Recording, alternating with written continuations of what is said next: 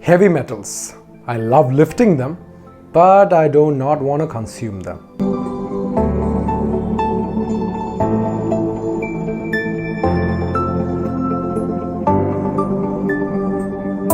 Hi guys, Cherian Kappen here, founder of Ytalife, and sorry about the lame joke earlier. But yeah, today we're going to be talking about heavy metals, why you should be aware of them, and what you can do to avoid them. Two of the very most common heavy metals that are found in the human blood is lead and mercury. Apart from that, thallium is also something that's pretty poisonous for us. Of course, there are many heavy metals, but we're going to be talking about these three mainly for this video. Now, lead is a heavy metal that's quite dangerous for us.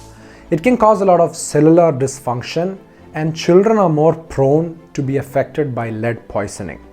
Lead can also cause toxicity in your blood and can lead to premature aging and declination in cognitive skills. See, lead is something that can cross the blood-brain barrier with ease, and it can kill neurons. Now, this makes it very dangerous for the brain. A 2008 study with around 14,000 people found that people that had a higher level of lead toxicity in their body had a higher % chance of getting cardiovascular diseases. How does this happen? Well, the lead apparently damages the blood vessels, and this can cause plaque, which can lead to heart disease and more. Is there a safe amount of lead? Not really. It's best to avoid lead as much as possible. Now, Ayurvedic medicine is something that we do a lot of research and work on, but something that's pretty common is there is a lot of lead in certain Ayurvedic products. So if you're somebody that takes a lot of Ayurvedic products or you're somebody that relies on them, make sure that it's clean and it's lead free. Mercury. Now, mercury is something that builds up in your body and organs over time.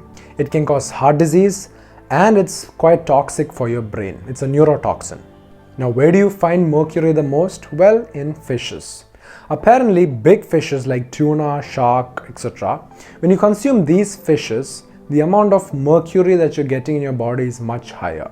How? It's through a process called biomagnification. You see, when mercury is consumed by small fishes and the big fishes consume these small fishes, there's a lot of mercury found in the big fish. And when we human beings consume the big fishes, we're getting a pretty large dose of mercury straight into our bodies. Also, large fishes live longer, so the chances of having a lot of mercury in their bodies are much higher than the smaller ones. So get your omegas from the smaller fishes. Also, if you've heard of amalgam, which is an alloy made with mercury, a lot of the dental fillings, many of the dentists and orthodontists, they use silver fillings, right? So this contains mercury in them as well. So ask your dentist about it and try to go with a composite based filling rather than a mercury based filling. Now, where else can we get mercury from? Fluorescent bulbs. Yep, fluorescent bulbs have mercury vapor in them. So if a bulb shatters or falls down and breaks in your house, do not inhale it. You might not see any direct problems immediately, but trust me, it gets accumulated in your bodies. So do not inhale it, stay away from it, clean it up later on. Open up your windows and stuff so that the mercury vapor can pass out, alright? One more that we're going to discuss today is thallium.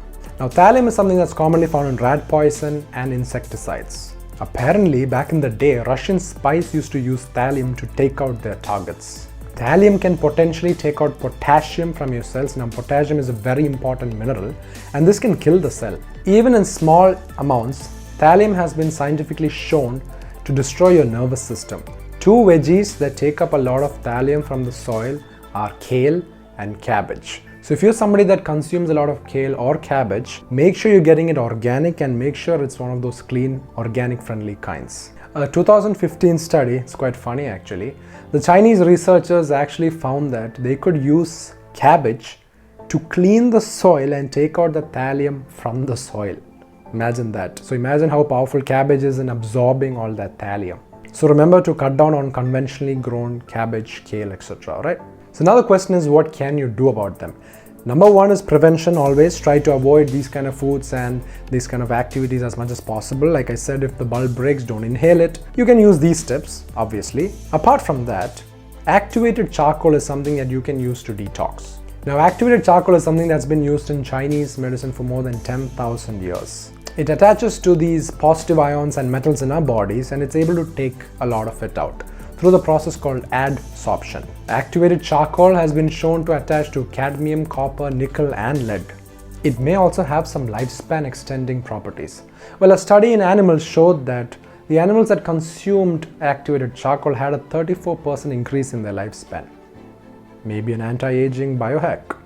For number 2, we have chlorella.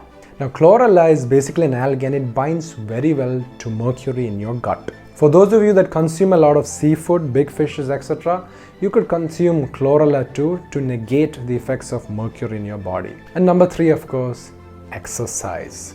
See, when you exercise, you're able to take out a lot of toxins in your body because you're doing a lot of breathing, you're sweating a lot, you're literally cleaning up your body as well. Your lymphatic system also gets active when you keep moving up and down against gravity.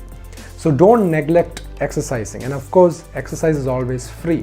The only thing that you guys need to do is be disciplined and stay consistent. An exercise routine does not have to be an hour. You do not need a gym or anything. 5 minutes to 15 minutes of intense movements is all you need. So I highly recommend that you start with the exercise and then move on to the chlorella, activated charcoal and other stuff. Alright? As always guys, stay informed, stay aware for sustainable health. That's how we roll at Ytalife. See you guys on the next video.